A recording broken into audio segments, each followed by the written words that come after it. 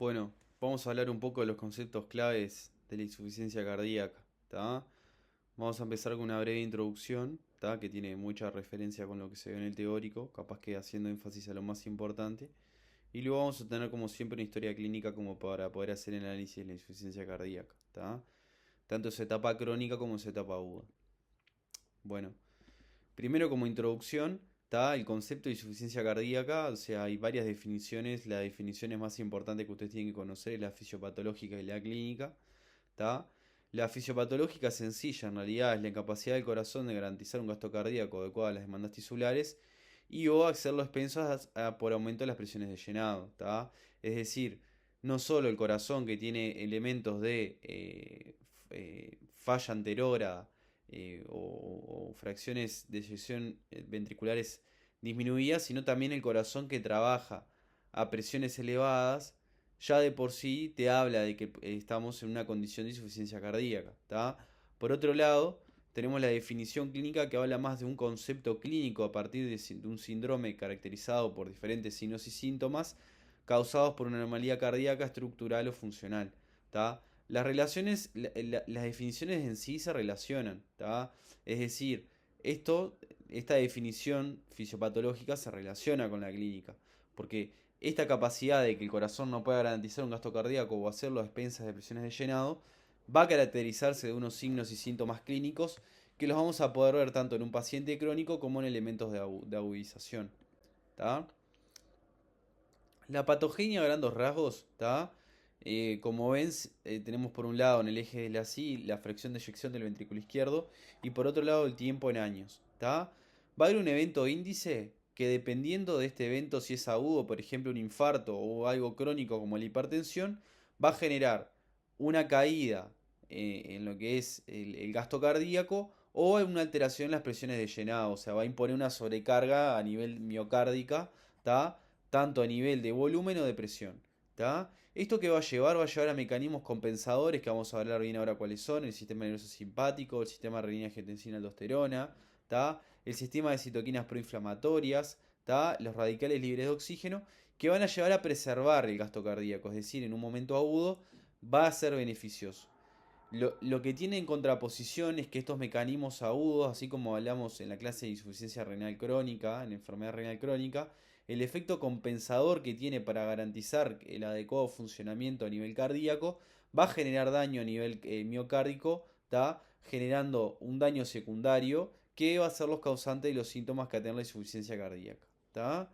Este esquema, léanlo después, pero dice más o menos lo que les estuve mencionando anteriormente, ¿tá? Bueno, la FEBI. ¿Qué es la FEBI? ¿Tá? La FEBI es un parámetro que se mide a nivel de la ecocardiografía, ¿tá? Puede ser transesofágica o transtorácico, ¿tá? Que es un cálculo entre el volumen diastólico final, mientras el volumen sistólico final dividido al volumen diastólico final, ¿tá? El método recomendado para esto es el método biplano de Simpson, ¿tá? Que se traza a nivel endocárdico, ¿tá? Lo que es los diámetros tanto de volumen de final de diástole, ¿tá? Como al final de sístole, ¿tá? Y se mide, se hace un índice, ¿tá? Si este valor da mayor al 50%, ¿tá? Esto no descarta que no haya una insuficiencia cardíaca, ¿tá? Como vimos, la insuficiencia cardíaca, ¿tá? Se puede dar en contextos de una FEBI normal, que es cuando es mayor al 50%, ¿tá? Pero el fenotipo de estos pacientes es diferente, ¿tá? En general son pacientes más añosos y se ven a patologías inflamatorias sistémicas como hipertensión, obesidad, enfermedad renal, etcétera, ¿tá? Por otro lado, cuando tenemos el fenotipo de FEBI reducida, que cuando es menor o igual al 40%, estos pacientes en general son por afectación coronaria, ¿tá? O sea, los pacientes de cardiopatía isquémica, por ejemplo, la miocardiopatía alcohólica, ¿tá? Son patologías que se van a caracterizar, ¿tá? Antes se pensaba que era un continuo, que los pacientes que tenían FEBI preservada iban a recorrer un camino hasta tener una FEBI reducida. Hoy en día se sabe que no es así, ¿tá? Que en realidad en general los pacientes que se asocian más a estos fenómenos son los cardiopatías que asocian más a una dilatación excéntrica, como por ejemplo la cardiopatía isquémica, miocardiopatía alcohólica o otras miocardiopatías que tienden a dilatar el corazón. Bien. Bueno, el diagnóstico van a ver que se va a caracterizar por elementos de signos y síntomas, ¿tá? La FEBI, ¿tá? Que va a llevar a caracterizar. Entre medio de este 40 y este 50 existen los pacientes con FEBI ligeramente reducida, ¿tá? Que se acompañan más de este tipo de paciente, ¿tá? Y en lo que respecta a otros criterios para sobre todo estos dos tipos de pacientes, van a ser los péptidos natriuréticos, que son este, proteínas, enzimas que están a nivel cardíaco y específicamente el ProBNP, ¿tá? Es una enzima que se libera a nivel de la distensión, ¿tá? De las cavidades cardíacas, ¿tá? Tanto auriculares como ventriculares, ¿tá? La función que tiene el péptido natriurético es aumentar la excreción de agua y sodio. Lo que pasa es que en estos pacientes va a existir una resistencia a la acción, ¿tá? Por un aumento de la degradación de estos péptidos y una resistencia a su acción a nivel renal, ¿tá? Con lo que va a llevar a un aumento crónico de estos péptidos, ¿tá? Por eso se usa como criterio diagnóstico. Bien, bueno. Con respecto a la clasificación de la insuficiencia cardíaca crónica, sepan que vamos a poder clasificarla según la FEBI, según la AJA, ¿tá? Según la etiología, según el sector involucrado, si presenta insuficiencia cardíaca izquierda, derecha o global, según el tiempo y según el dominio si es falla anterógrada o falla retrógrada. ¿Tá? Bueno, tenemos una historia clínica que es un hombre de 62 años, hipertenso, de larga evolución con un tratamiento irregular, fumador, dislipémico, infarto de cara anterior, ¿tá? Una peculiaridad que tiene el infarto de cara anterior es que en general se caracteriza por, es el que más se caracteriza con afectación y caída de la fracción de eyección ventricular, ¿tá? Porque es la masa miocárdica responsable principalmente de gran parte de la contractilidad del ventrículo izquierdo y por eso en general se pueden caracterizar por fenómenos de shock en agudo o a la evolución son los que presentan mayor caída de la fracción de eyección del ventrículo izquierdo. ¿Tá? Tiene una enfermedad renal y una insuficiencia cardíaca, ¿tá? Con una disnea de esfuerzo, es decir, el paciente de forma crónica tiene falta de aire, ¿tá? Y tiene un tratamiento completo, ¿tá? Según el esquema antiguo de las últimas guías del 2016, cardiolidol, enalapril, espironolactona, aspirina, vamos a ver bien qué son esos fármacos, ¿tá? Bueno, hace 15 días el paciente comienza con edemas progresivos en los inferiores que llanan atarraída de muslo, blandos, blancos, fríos, simétricos y gravitacionales. Niega cambios en la disnea, niega disnea de esfuerzo, niega disnea paroxística nocturna, niega síncope, niega dolor torácico. ¿Tá? Al examen el paciente está lúcido, con regularidad de estado general. Es obeso con una polimnia de 20 ciclos por minuto. Está bien perfundido y en piel y mucosa está normocoloreado. A nivel cardiovascular, se ve y se palpa choque de punta en sexto espacio intercostal. Latido línea media axilar anterior. Latido sagital. Tiene un ritmo regular de 110 ciclos por minuto. Un primer ruido apagado. ¿Tá? Y un segundo ruido normofonético. Soplo lo sistólico isodinámico en punta con irradiación axila, que esto nada, chiquilines, obviamente que no es para que sepan la semiología, pero lo que traduce este soplo es una insuficiencia mitral. ¿Tá? Tiene una PA de 110-70, ingurgitación yugular, no hepatalgia y no reflujo hepatoyugular. ¿Tá? Tiene crepitancias y basales y satura ventilando el aire en un 27%. ¿Tá? En realidad este paciente a destacar clínicamente, ¿tá? Tiene varios elementos de insuficiencia cardíaca, ¿tá? Todo lo que respecta al examen físico cardiovascular, tiene un choque de punta que está o sea, de por sí ya el choque de punta luego de los 30-40 años no es normal que se palpe, ¿tá? Este paciente no solo se ve y se palpa, sino que está desplazado, te habla de una dilatación, ¿tá? A nivel miocárdico, que eso hay que confirmarlo con la ecografía, pero te habla de un ventrículo dilatado, ¿tá? A su vez está desplazado y hacia la izquierda, normalmente es que se encuentre en línea media clavicular, que se escribe LMC, ¿tá? Este paciente lo tiene en línea axilar anterior, ¿tá? Latido sagital de que te habla de una hipertrofia ventricular izquierda, ¿tá? Y este R1 apagado, que es el primer ruido, que es el cierre de las valvas auriculoventriculares, te habla de que tiene una... de que a nivel sistólica la función del ventrículo falla, ¿tá? Bueno. Vamos a ir analizando un poco ahora como las preguntas y ir respondiendo un poco todo lo que estuvimos hablando. ¿Tá? Bueno, este paciente vieron que describía que este paciente tenía unos elementos de edemas de miembros inferiores. ¿Tá? ¿A qué se deben estos elementos de edemas inferiores? Son elementos de congestión venosa. ¿Tá? ¿Por qué desarrollan congestión venosa estos pacientes?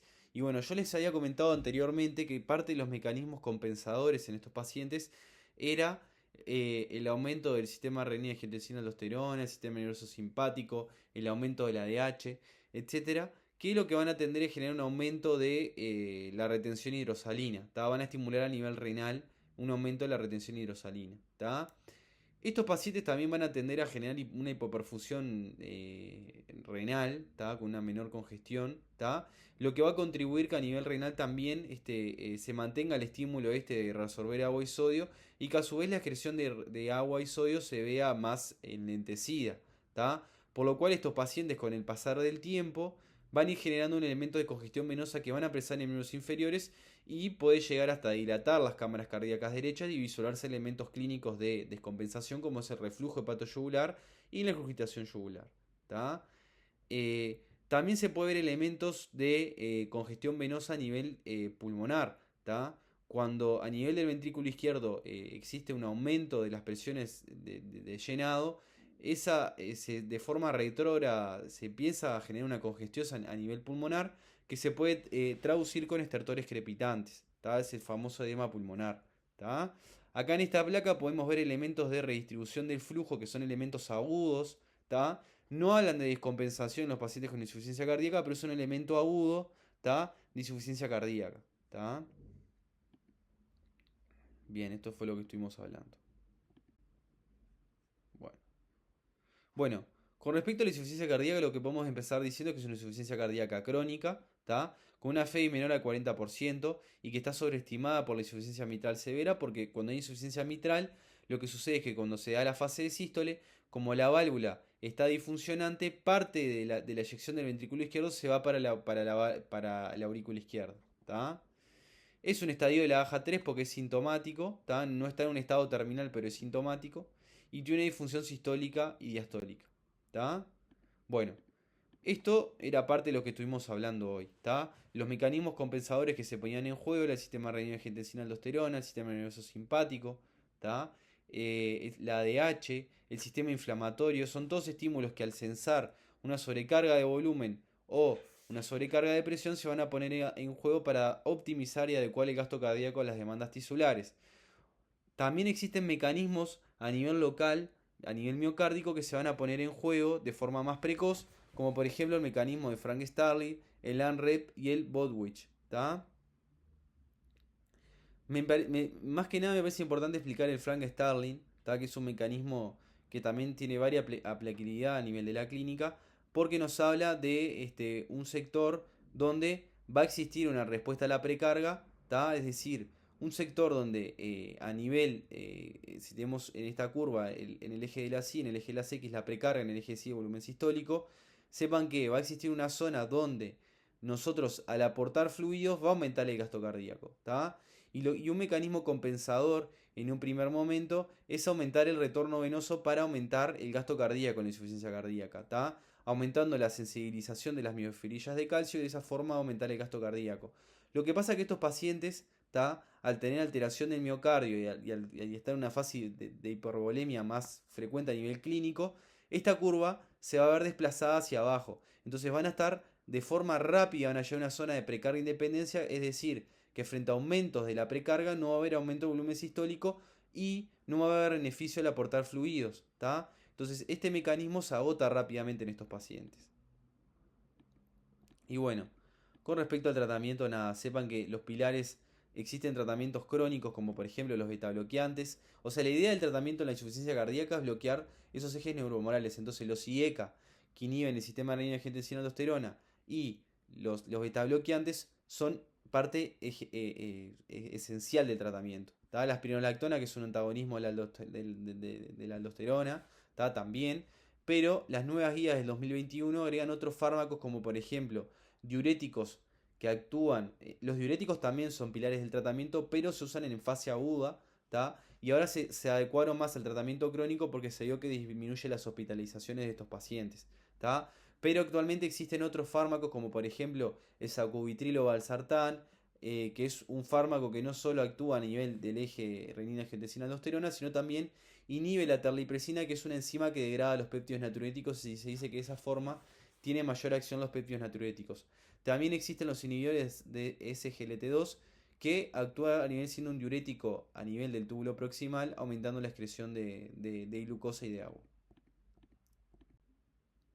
Bueno, ahora para hablar un poco de lo que es la insuficiencia cardíaca aguda, traje la misma historia de la evolución, pero de este paciente, pero ya con elementos de descompensación. ¿Tá? El paciente anteriormente había ido por elementos de cronicidad. Ahora consulta por aumento de la disnea de clase funcional, que actualmente es en reposo. ¿Tá? Disnea de decúbito, es decir, el paciente acostado tiene falta de aire, y disnea paroxística nocturna. La disnea paroxística nocturna es un fenómeno clínico que se caracteriza por el paciente tener falta de aire por la noche, despertarse con falta de aire y con mucha sed de aire, que hace que el paciente se tenga que acostar en la cama y de esa forma mejora, se siente mejor y luego se vuelve a dormir. Disconfort torácico, nicturias de semana de involución, ¿tá? Está excitado con un regular estado general y apirético, ¿tá? Un ritmo regular de 120 ciclos por minuto, primer ruido hipofonético, se oculta un ritmo de galope, ¿tá? Que es un tercer ruido, después voy a explicar mejor. Este soplo que ya estaba presente, reflujo hepatoyugular y jugitación yugular, ¿tá? Y estertores crepitantes, pero mucho más evadido que el anteriormente, o sea, hasta 2/3 de ambos hemitórax. Y saturando con máscara de flujo libre, es decir, con oxígeno, 94%.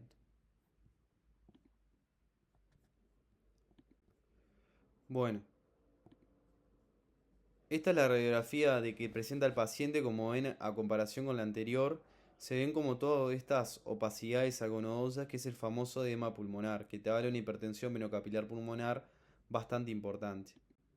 Bien, bueno, cuando vamos a valorar o clasificar a la insuficiencia cardíaca en aguda, tenemos que valorar elementos, obviamente, tanto pronósticos de mortalidad en agudo, pero elementos que nos hablen de cómo está el estado de la volemia, ¿tá? Y el estado de la perfusión del paciente. Es como la clasificación más importante y la que más nos ayuda a redirigir la terapéutica de estos pacientes. ¿Tá? Entonces, este paciente en sí, en su forma de clasificación, es una insuficiencia global descompensada, es decir, tiene elementos de insuficiencia cardíaca derecha como izquierdas. ¿Tá? Tenemos elementos que sellan descompensación clínica como el tercer ruido o el ritmo de galope. ¿Tá? Normalmente nosotros cuando ocultamos un paciente tiene dos ruidos, ¿tá? R1 y R2. R1 que es la sístole, ¿tá? Y R2 que es la diástole. El tercer ruido te habla de un ruido protodiastólico de llenado precoz, que te habla de un estado de hipervolemia o una cámara cardíaca dilatada por exceso de volemia. ¿Tá? Con respecto a lo que es la clasificación de este paciente con respecto a su estado de perfusión y de congestión, vamos a ver que el paciente podemos valorar en húmedo o seco y caliente o frío. ¿Tá? Caliente o frío son los estados de shock. ¿Tá? Si un paciente está caliente es porque no está shockado, y frío si tiene elementos de shock, ¿tá? Que ya lo vimos en otras clases. Con respecto al estado húmedo y seco, son elementos de hipervolemia, que el paciente tenga crepitantes, que esté con edema en los inferiores, reflujo hepatoyugular, te habla de que está dematizado. El fenotipo más frecuente es el húmedo caliente, que es el que tiene el paciente. O sea, el paciente no está chocado, o sea, tiene un buen estado de perfusión, pero tiene elementos de congestión. ¿Tá? Se presenta con una insuficiencia cardíaca hipertensiva. ¿Tá? Esto más que nada, obviamente que guía la terapéutica, pero más que nada habla de pronóstico en agudo de la insuficiencia cardíaca descompensada. ¿Tá? No es lo mismo una insuficiencia cardíaca hipotensiva, donde vamos a tener que hacer otros fármacos antes de iniciar los diuréticos, que un fármaco con un paciente que viene con hipertensión. ¿Tá? Y bueno, esto ya más agregando lo crónico. Bueno, con respecto al gasto cardíaco, ustedes podrían pensar que este paciente, y es correcto, tiene un gasto cardíaco normal, ¿tá? Porque no tiene elementos de bajo gasto, no tiene un estado de shock, ¿tá? Pero sepan que lo tiene a expensas de un aumento de la frecuencia cardíaca, porque su estado de contractilidad está disminuido, y una precarga aumentada, ¿tá? Esto es lo que le quería representar, ¿tá?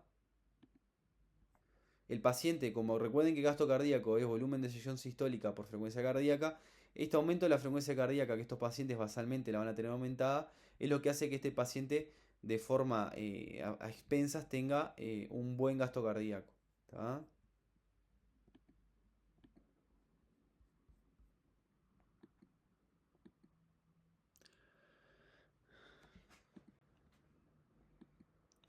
Bueno, esta última diapositiva es un poco como para explicar bien los signos y síntomas que tienen estos pacientes en agudo. ¿Tá? Como yo les decía, ¿cuándo vamos a evaluar de que tenemos una falla anterora? Cuando tenemos elementos de shock, elementos de relleno capilar enlentecido, lividez, palidez, que este paciente no lo tenía. Pero sí tiene elementos de congestión venosa pulmonar, que lo estamos viendo acá en la placa, ¿no? El edema pulmonar, ¿tá? Que el tratamiento en este caso fundamental son los diuréticos, ¿tá? Y es lo que habíamos hablado anteriormente, la caída de volumen sistólico va a generar un volumen final de diástole residual que va a generar presiones de llenado elevadas que se van a transmitir de forma retrógrada hacia la aurícula izquierda. Esto va a aumentar la transsudación de líquido al intersticio y en caso de seguir progresando va a llegar a nivel de la luz alveolar generando el edema pulmonar. Y estos elementos clínicos de disnea de esfuerzo, disnea de cuito, disnea parasítica nocturna. ¿Tá? Y bueno, la hipertensión venosa sistémica, que lo que hemos hablado anteriormente, ese aumento de reabsorción de agua y sodio, ¿tá? Y ese mal manejo por el ventrículo derecho del exceso de volumen va a generar los elementos de congestión venosa.